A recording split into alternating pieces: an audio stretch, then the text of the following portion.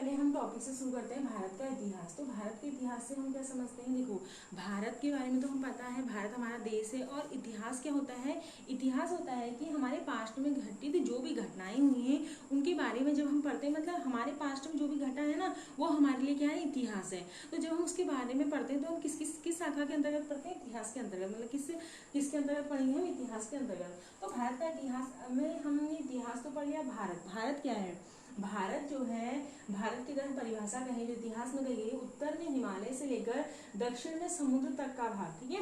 यानी कि अगर हम भारत को देखें तो हमारे यहाँ क्या है, ये उत्तर है, यहाँ पर हमारा क्या है, हिमालय है, और यहाँ पर हमारा क्या है, नीचे क्या है, दक्षिण है। तो इस दक्षिण में हमारा क्या है, समुद्र है। तो उत्तर में हिमालय से लेकर दक्षिण में समुद्र तक का भाग हमारा क्या कहलाता है, भारतीय उपमहाद्वीप कहलाता है। उसके बाद हम आते हैं इसके नाम में, यानी कि जो भारत का नाम पड़ा इतिहास में उसको क्या है, अलग अलग नाम दिए गए। तो सबसे पहले इसका जो महाकाव्य तथा पुराणों में इसका नाम देखने को मिलता है वो है भारतवर्ष। भारतवर्ष नाम जो है, भारत ऐसा माना जाता है कि उस समय पे एक भरत नाम का एक क्या था, कबीला था, और उस कबीले में जो निवास करते थे उनको भारती कहा गया। भारती मतलब भरत की संतान कहा गया।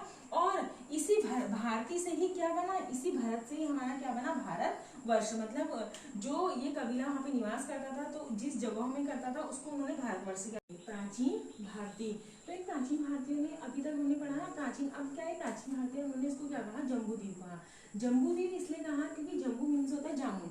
हमारे जो भारतीय उपमहाद्वीप में उस समय में जामुन के वृक्षों की क्या थी, बहुत ज्यादा दिखता थी, जामुन के वृक्ष बहुत ज्यादा मात्रा में पाए जाते थे। तो लोगों ने क्या करा, इसको जामुन के वृक्ष से रिलेट करके कह दिया जम्बूद्वीप, यानी कि हमारे भारत का एक नाम और मिल गया जम्बूद्वीप। और जो उसको कौन कहते थे, प्राचीन भारतीय लोग कहते थे। उसके बाद आते हैं प्राचीन ईरानी। ईरान के लोग क्या है हमारा, फिर आए प्राचीन ईरानी। प्राचीन ईरानी क्या होते हैं, हमारा जो भारत है, भारत के बाद पाकिस्तान है, फिर अफगानिस्तान है, अफगानिस्तान के बगल में है ईरान।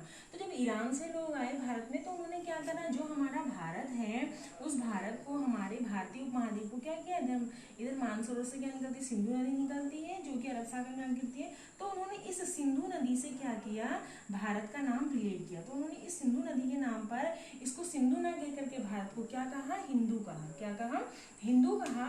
और ये हिंदू जो नाम था, ये पूरे पश्चिम भारत में क्या हो गया, फैल गया।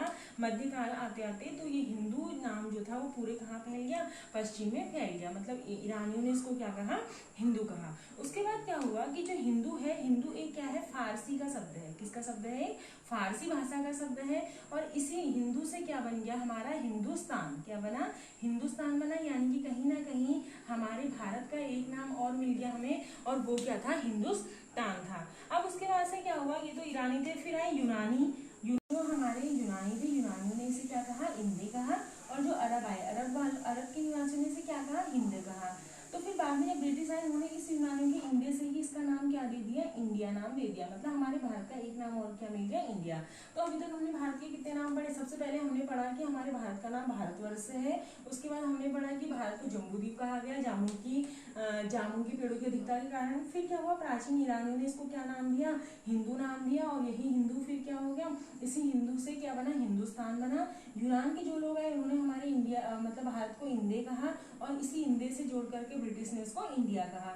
फिर अरब के लोग आए, अरब ने इसे क्या कहा, अरब के लोगों ने इसे हिंद कहा। तो इस तरीके से हमारे भारतवर्ष को, हमारे भारतीय महाद्वीप को बहुत सारे क्या दिए गए, नाम दिए गए।